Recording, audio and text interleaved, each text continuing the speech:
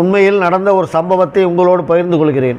ஒரு பண்ணையார் தன்னுடைய கிராமத்தில் தனக்கு சலவை தொழில் செய்யும் ஒரு சலவை தொழிலாளிக்கு கடனாக ஒரு சிறு தொகையை கடனாக புறநோட்டு எழுதி வாங்கி கொண்டு கொடுக்கிறார். அந்த சலவை தொழிலாளியின் குடும்பம் கஷ்டத்தின் காரணமாக வாங்கிய பணத்தை திருப்பி தர இயலவில்லை.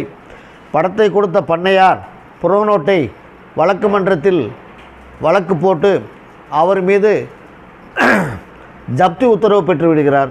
ஜப்தி உத்தரவை அமுல்படுத்துவதற்காக தண்டோராக்காரன் அவனுடைய அந்த குடியிருக்கின்ற சலவை தொழிலாளியின் வீட்டு தெருவில் தண்டோரா போட்டு கொண்டு வந்து ஜப்தி செய்யும் நடவடிக்கையும் நடைபெறுகிறது. அது சமயத்தில் தன்னால் பணம் கொடுக்க இயலாத சூழ்நிலையில் தன்னை இப்படி அவமானப்படுத்தி விட்டார்களே என்ற துயரத்தோடு அந்த குடும்பம் இருக்கின்ற நேரத்தில்